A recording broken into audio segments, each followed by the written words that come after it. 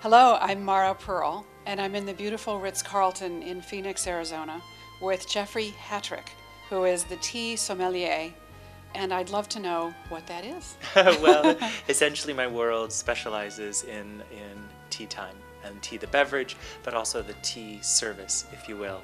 And so over the last 12 years, I've had the ability to specialize in the flavors and the experience that goes around tea time and tea the beverage.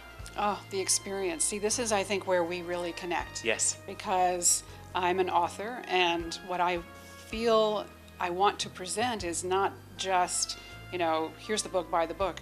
It's the experience. Absolutely. So every page, every chapter, every memory, stimulating all the senses. I think that's so important what you just said. So much of my experience, which you just experienced, is trying to enliven all the senses. You're sitting having afternoon tea, so people think of the scent of the tea and the taste of the tea. Yes. But what about the feel of the fabric that's around you, or what about the sound of the music that you're listening to? And all of those things have to be in harmony, which I'm sure is the same from a literature standpoint that you have. It truly is. Absolutely. Yes, and so I work about that, and I will go back over a chapter and say, well, I have everything here, but I can't, let's say, hear the ocean in the background. That element is missing. So talk about experience. We just experienced your fantastic tea service. It really, it's an experience of elegance, and it's an experience of quiet where you reconnect with yourself. Another thing that's important to me in my storytelling. Yes.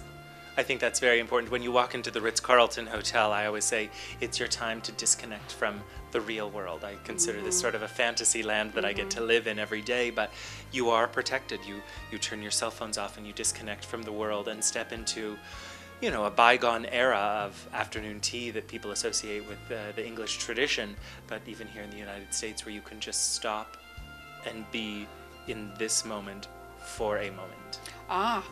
Be in this moment. I think, Jeffrey, you've hit on something so important, because we often live a few minutes in the past, Yes. or a little bit in the future. So we're talking about what we just did, or we're planning what we're about to do, forgetting the moment we're actually living. Yes. Especially in this world of technology where people are constantly, whether they're texting their friends or they're posting something on Facebook so that the rest of the world can participate in what they're doing, but in doing so, they've stopped participating in the now. That's and true. It's something that whether I'm a Renaissance man or what have you, I'd like to embrace that and facilitate an environment where people can just forget about everything and just be. And be here now. Yes. Yeah. Yes. And then you said it's an imaginary world, but I think we forget that we're actually making up our lives. Oh, absolutely. Right? We pretend, or we get convinced that there is a set series of circumstances, and we're going to live into those circumstances. But actually, those are all choices.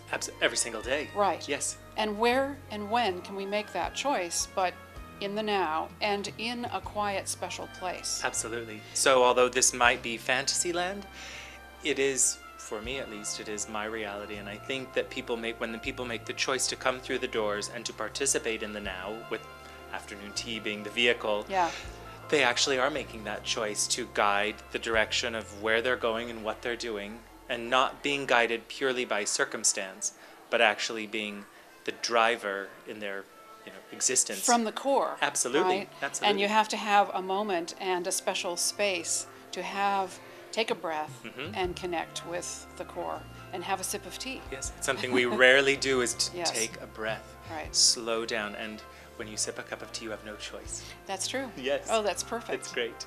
So. Oh, good. Well, I would just love for every one of my readers to have the opportunity to be here with Jeffrey in the Ritz-Carlton.